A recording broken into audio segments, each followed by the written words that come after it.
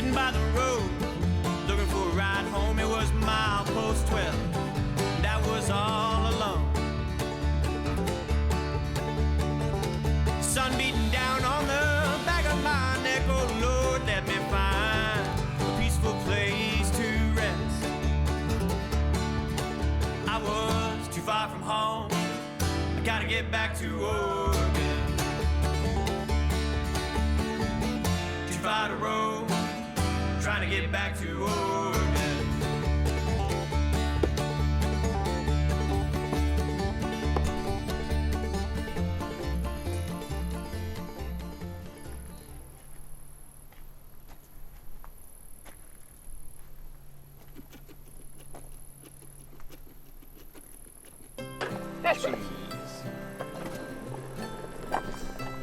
What else are we having for breakfast this morning?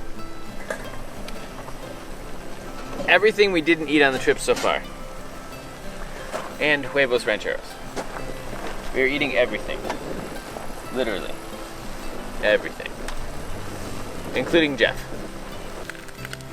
Would you like your tortilla toasted?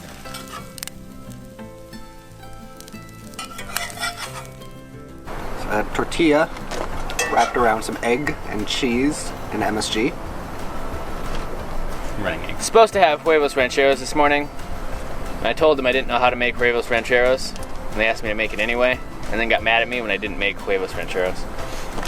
What did you make? Breakfast burritos, essentially. Well, who can be upset with a breakfast? Sorry your hopes and dreams were crushed, Jeff. You still had an idea of what one looked like in your head. Nope. I knew there was a tortilla, egg, and cheese involved. And those eggs were fried. And that those eggs were fried. Ah! Stop. Jeff, out of all the locations you have bathed on this trip, how would you rate this last site? This one was pretty good. There's a nice little secluded kind of semi-alpine lake, and it's pretty nice to have an entire thing to yourself. I'd say I'm torn between this one and that lunch spot lake at one time.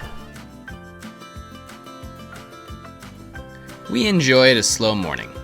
Seeing that we only had a short distance to travel today, we inventoried our food and then had a long breakfast. What is the plan for today? Drink kombucha and nap. We're gonna head down from our little subalpine overview campsite here. We got pushed a little bit past where we had intended to camp last night, so we're pretty darn close to the Columbia. You can actually hear the trains from the gorge all night long. We're gonna push down. Have to do a little bit of a reroute around the Mount Hood Wilderness, and we will be finishing our route on the Columbia River, Washington border, Bridge of the Gods. None of us got very good sleep last night, so we probably will find an awesome location on the banks of the Columbia to set up hammocks and take a nap at some point in time. Sounds glorious.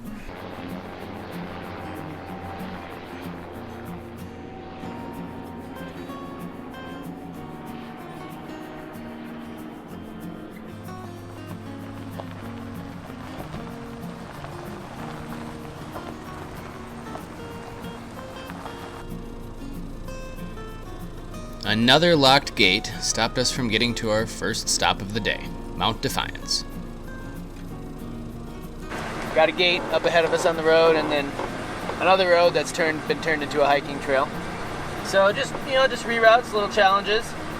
We won't be able to go up to the top of Mount Defiance like we had hoped to. The gate is not actually locked, but it is so rusted that it can't be opened. So not sure if they meant to actually close it or if it just hasn't been used in such a long time that it's rusty closed, but not a terrible reroute though. We've got a number of other roads that can get us where we want to go, but one of the cool kind of overviews of the day is looking like that's out of the question. So backtrack a little bit and see where we can get. So Jeff, what is your take on the fact, maybe the irony that Mount Defiance is closed? I mean, I feel like it's something we should have expected. Mostly off the name. and also just that's been the theme of this entire trip, is that everything is closed. So of course our final last chance at a Eager View Summit is going to also defiantly go against our wishes. We're just going to blast on down to the Columbia Gorge and cross the border, and that'll be that. We had one final view of Mount Hood, and then we headed towards the Columbia. Well, we've come a long way in the last 12 days. This is day 12 of 12. Coming on our final miles till we reach the Columbia River Gorge. Also where we'll be crossing the Bridge of Gods. In somewhere close. She's a beaut.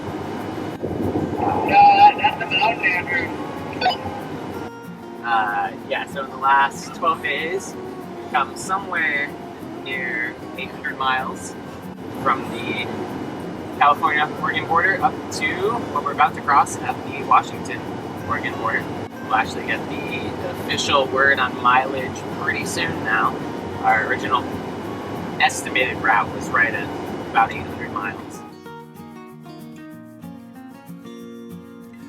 We said goodbye to the dirt roads and hopped on the highway for our last segment of the trip.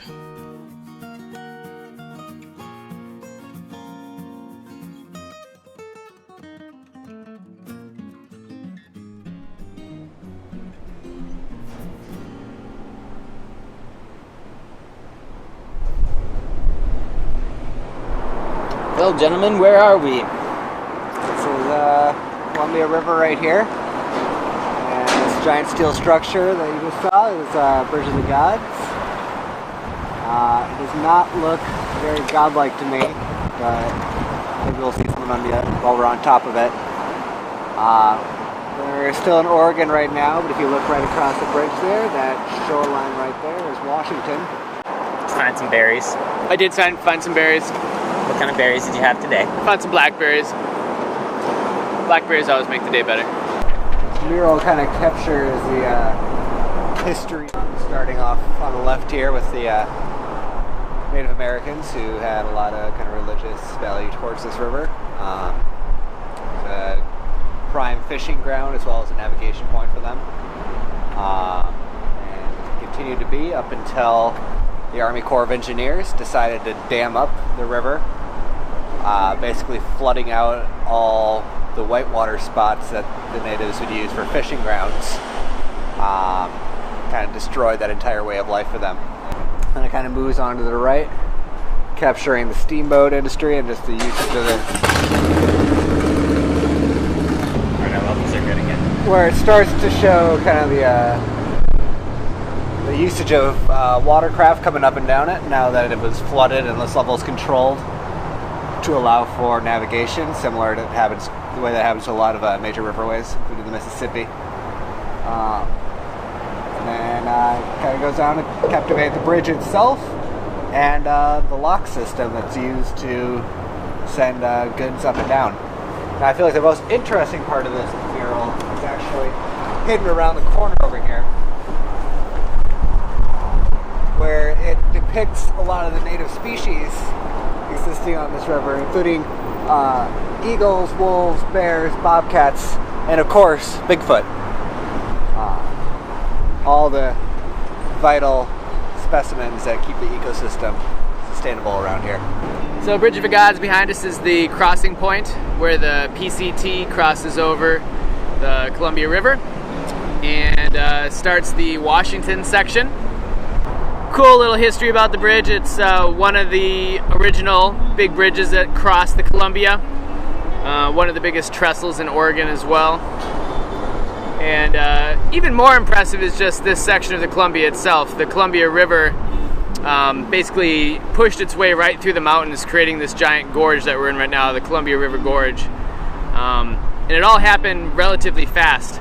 As the last glaciers melted, all that water collected in the central Oregon area, the area that is now the high desert, and it created this massive, massive lake comparable to the Great Lakes that we have in the Midwest and Canada right now.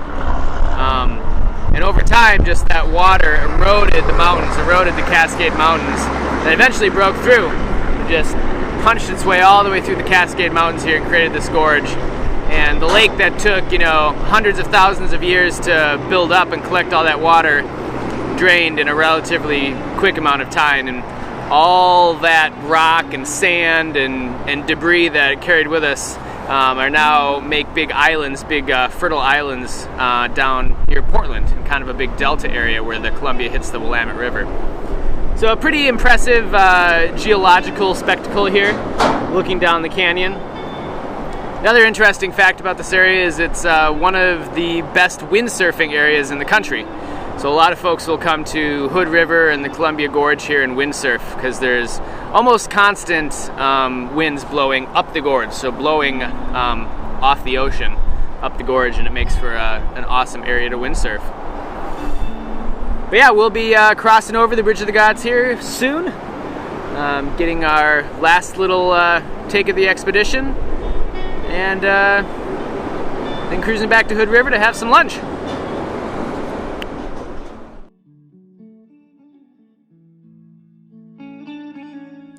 In accordance with the unofficial theme of our trip, nothing going quite as planned, all of the footage we captured after crossing into Washington was lost on a corrupted SD card. But we did finish and meet our goal of crossing the Bridge of the Gods on time.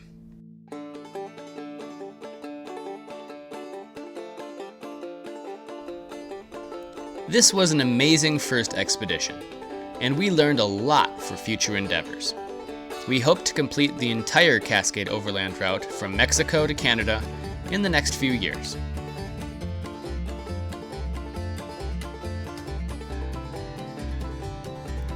Thank you for watching our series. We hope that you have enjoyed following us and that our expedition has inspired you to get out and explore on your own. You don't need a crazy kitted out overland vehicle to get to some amazing places. A desire to go and a set of wheels are all that you need. Down on the back of my neck, oh Lord, let me find a peaceful place to rest. I was too far from home, I gotta get back to Oregon. Too far to roam, trying to get back to Oregon.